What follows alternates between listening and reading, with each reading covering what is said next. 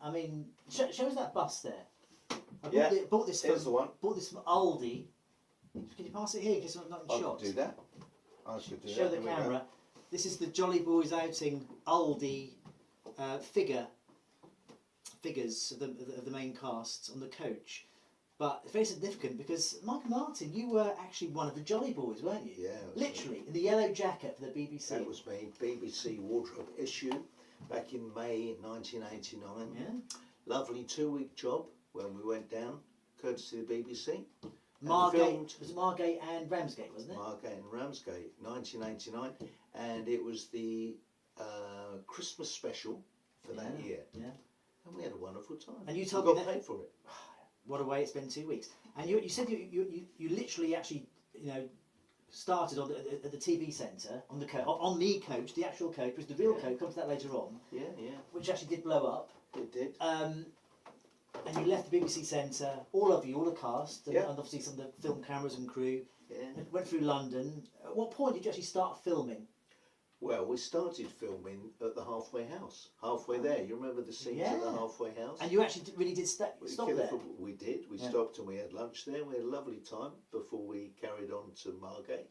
So did you, were the filming before you reached there in the programme? Did you film that after the halfway house? Because obviously there's all the sandwich bits and stuff before halfway house, isn't there? Was that filmed on the way to halfway house? We did a lot of filming on the coach as well. That's what I meant. That's what you meant. Oh yeah. So on the trip down. So when you left London, so you got out of London, you started filming then. We did. Yeah. And then the halfway house is obviously still there. That really was on the. So you actually filmed in real time, basically. Basically. Yeah. And in between. The cuts and that, you obviously just stuck there for 10 minutes, 20 minutes in between while the director's resetting and stuff. And you're sat next to Mickey Pearce and Boycie and all these different people. Albert and how many extras? There must have been a good dozen extras, I suppose. It was about a dozen, We were the Jolly Boys. Yeah.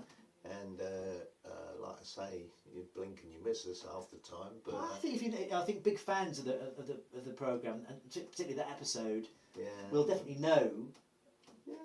Inside out, all the characters in there. That's right. Yeah. I mean, we were doing the sing song on the coach and taking the sandwiches, and it was a lovely little group thing down there. Yeah. I mean, we were all staying in nice accommodation at Margate and Ramsgate, and during the shoot, there was actually a BBC strike.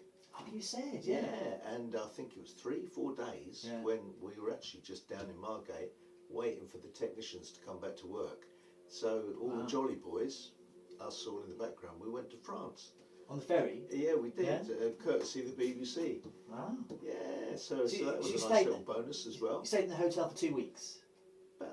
About that, 10 days, something like that. 10 days, 2 weeks. I remember you saying Denzel... Well, it wasn't a hotel, we actually had apartments. Yeah. The principals were staying in the hotel. Right. Which was, obviously, but a lot of the principals were... You said Denzel was staying in the same place as you, and he was very social. I remember Denzel in particular, who was, I think he was the floor... What's his name? Barber? Is his second name Barber? Well, the fans would know. But he was... he was Minder. He played Willy Boy in Minder. Yeah. Lovely man, great actor. Lovely man. Yeah. I mean, he was very friendly. We had drinks with him on the veranda. I think he was the apartment either above or below. I can't remember which, but he invited us down, and he was very friendly. Yeah. Very friendly indeed. Some of the others not so much. Well, that was another thing. Del Boy himself, David Jason, he was very nice, but we didn't see a lot of him. He was staying down there. On the coach, I mean, see, things we can talk about these things. That probably a Fields and Horses official thing might steer around. We can talk about it a bit more openly about it all these years on. I'm sure even the fans would like to hear it. I mean, David Jason on the coach. You told me he was a gentleman, polite, in between takes, very nice. He was lovely, more so than some of the others, which I won't mention. We won't mention. I know you've said some. But generally speaking, it was a lovely experience. Boycie was. We're going to put this down. They'll start guessing that. But Boycie was great. Yeah. He was fine. Yeah, I've met Boycie. There's a photograph in my bar here behind me. Yeah. Is he in shot? He might be just shot there somewhere. There he is. Yeah. To Kevin, have a brandy on me. I think it is. Yeah. John Chalice. That's the one. Yeah. Yeah. I think probably what it is. You said, maybe you saying Nicholas Lynn. Now, this is not, going into the ones about who are not too friendly, but you said Nicholas was a little bit cynical. Maybe being that famous, they didn't want to get too involved with people they didn't know. Maybe, which I'm not going to lead off about that. I mean, I understand the pressures on celebrities. They might be having an off day or something. Yeah. They've got a lot of pressure on them. I don't expect them to sort of be over friendly with the background people. No. But so I'm not going to be too judgmental about that. Now the coach, when you left TV set, did you know at that point it was going to be blown up? Because that was the actual coach, wasn't it? It was the actual coach. Yeah, it was. Did you know? Did they say we're going to blow this up in a few days? Not until the day. Not until the day. No, oh, right. So we drove down on it, and then the morning of whenever it was, like towards the end of the shoot, they took it to this car park, as everybody sees in the actual episode, and they blew it up. Yeah. Remember the bit when Rodney gets arrested? Yeah. And they stop at the police station. The coach is parked outside. And you see him get back on the coach. Were you actually on the coach, or was that like shot completely separate? No, I think we were on that because there was I'm sure that we were there, and there were night shoots as well because there was quite a lot.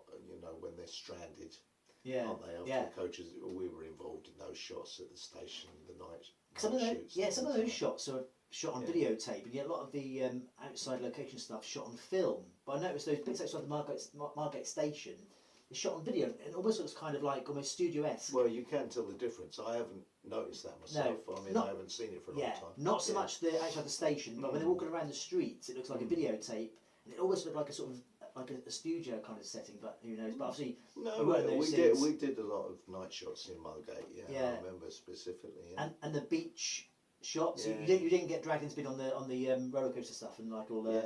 You actually went on them. Yeah. Well, I managed to escape from it because I remember when they were doing all the shots of everybody on the stuff at Dreamland. Dreamland at Margate, which I remember well from my childhood. And they said to us over lunch, they said, listen, be a bit careful with what you're eating because you're going to spend the afternoon upside down. Oh my God. And I thought, well, sod this for a game of soldiers. Did you? So I kept back. And a few of the guys were saying, oh no, we'll do that. And I thought, don't blame you, I'll be the same. So I actually escaped that. So I was in some of the shots where we were supposed to be coming off the roller coaster. And but I actually, myself, just because I held back, I wasn't actually on the roller coasters and things. Yeah, and that sort of Mary Rose thing, isn't it? God, yeah. So I kept out of So that. so how far off do you reckon coming back when the coach blew up? Was it from when you on the way? Was it 2 or 3 days later, or a week later? The shots of the coach going to Margate and the shots coming back and it blowing up. Was it like a week later when you shot that, or a few days? Hard to say. A few days. Yeah, a few days. Yeah. It's a long time ago, Kevin. And, it's 1989. Yeah, and the coach itself. I mean, it's been made into this Aldi thing. Well, it's classic, isn't it? Yeah. And you asked me earlier on. You said, was there a corgi coach actually officially made? And I've seen them. I think they're Code 3 or Code 4, where someone's bought it and done it up. I mean, I've got various coach up there, very similar. I think somebody's done it up. I don't think it's been like an official one, but then again, somebody may correct me. There might be an official coach. I've seen them on eBay, sort of 50 quid, but I have the feeling someone's actually done them. All right. And they've got it pretty much exactly like it. But I mean, wouldn't it be great to think if somebody's kept something off that coach? Now, can you remember how was it just dry ice with the radio burning up? Was it put a dry ice machine in, or you not? You're obviously in the facility when it's filming. Yeah. Were you aware that they were like putting some dry ice effect in to make the smoke come up? Yeah, I remember. Yeah, I remember them shooting that and close-ups of the thing burning and everything. Yeah, that's right. I mean, the thing is, Kevin, it's looking back,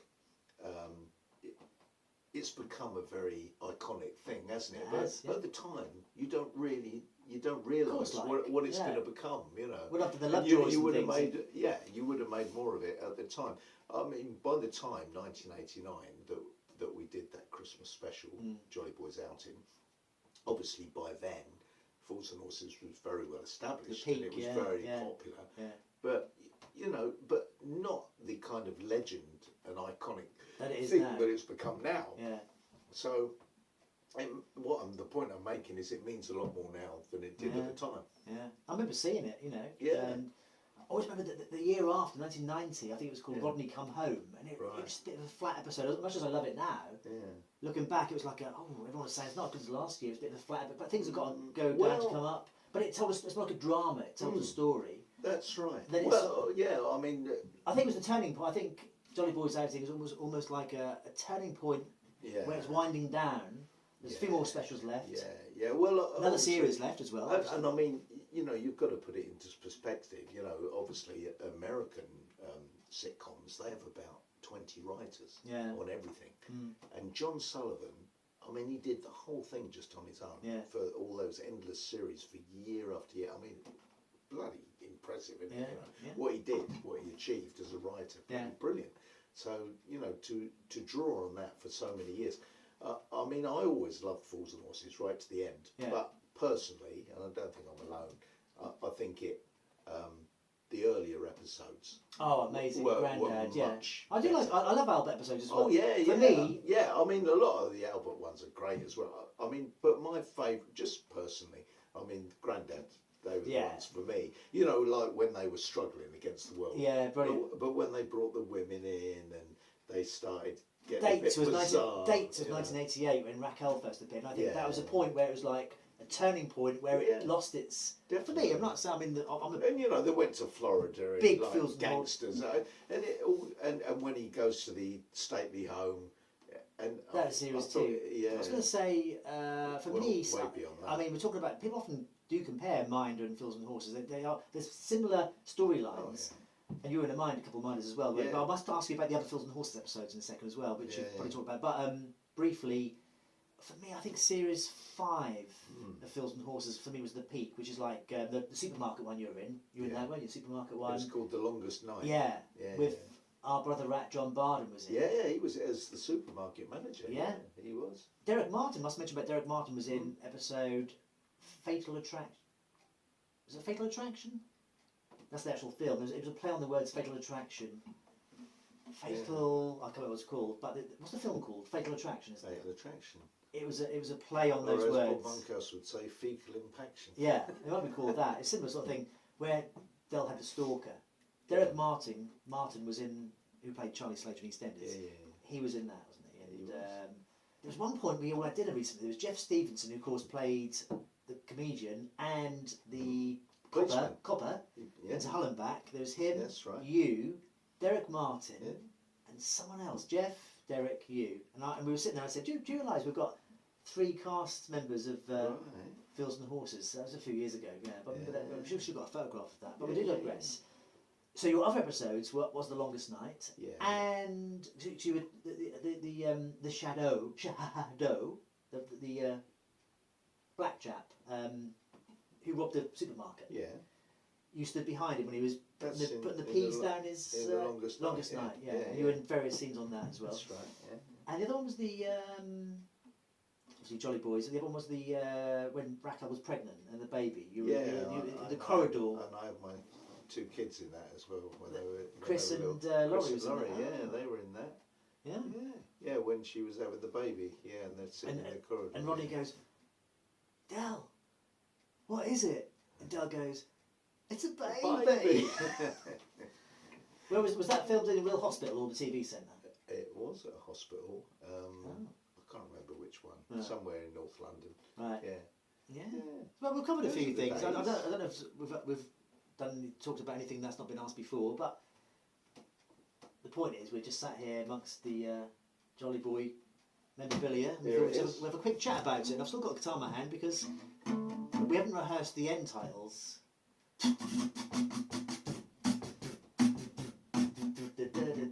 We don't know that one, so we'll cut it there. But hope you enjoyed Mike Martin, the It's original been a Jolly pleasure. Boy. Yeah. Sorry, where do I get my check? I'll pay cash. Oh, suits me. Okay.